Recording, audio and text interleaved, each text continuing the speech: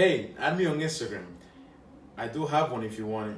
Social media has become the go-to place for everything nowadays. It might not seem like such, but along with all the nice posts and quotes that you like, or parties that you went to, there is danger and it is real. You will learn that everything is not what it seems to be in social media, and it negatively affects us more than it benefits us. Trust me, I'm a social media user myself. It is not a problem to use tools to enhance your social life, but when those tools shift your perspective of reality, there is an issue. Most importantly, a healthy mentality can be greatly affected by all the ruckus that social media brings. Even the way we date is shaped by social media. But listen carefully. Social media does not bring us together, it divides us. It directly affects our personal interaction by providing a communication tool that promotes face to device interaction rather than face to face interaction. In Abilene Envy, Wolf RD, and Ling R, How Any Times, Any Place, Connectivity Structures Everyday Life, the authors argue that due to social media, we have lost a sense of interaction, more precisely personal interaction, and that we develop a sense of autonomy that rejects most contact to the real world. Furthermore, social media makes us lonely. You might feel connected to people through Snapchat, Facebook, Instagram, etc., but the truth is you're not. Social media has created this space where people have this profound notion of constantly trying to achieve acceptance of others through likes, comments, shares, or views. For instance, I know that all of us have experienced texting someone on a social media app, but they're not really talking to them in person. Or even a better example, getting tremendous amount of likes or views on social media and not knowing or interacting with the people that are giving those likes or views to you at all.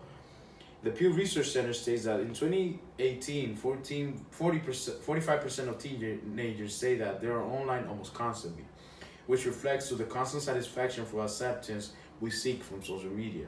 Pretty hard to swallow, huh? Not only that, but social media has damaging effect on our mental health. Cyberbullying, sexual assault, anxiety, you name it. It opens the doors for so many damaging behaviors from other damaging human beings. Studies conducted by Hardy B.W.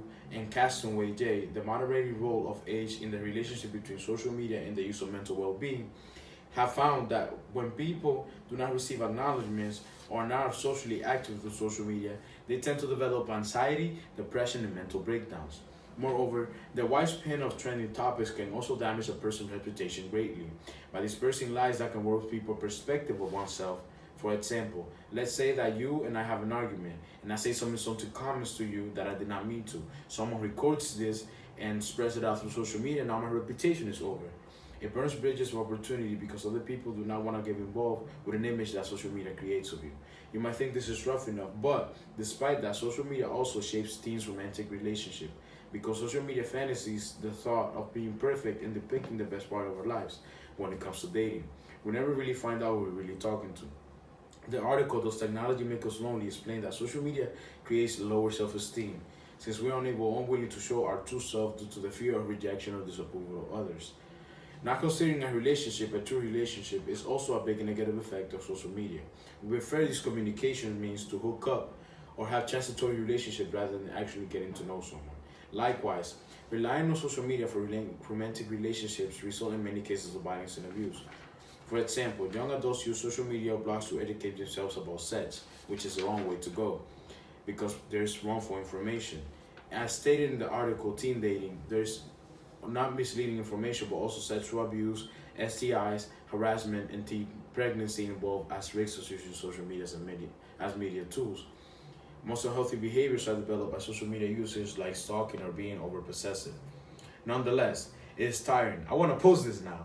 Social media is not a positive thing at all. It disconnects us from reality, damages our mental health, and affects our relationship in ways we did not even imagine because we already lived them. Next time you post in a snap or upload a picture, just remember to appreciate yourself and let yourself be appreciated in the real world rather than the virtual world. Now you can always use their phones and post my speech.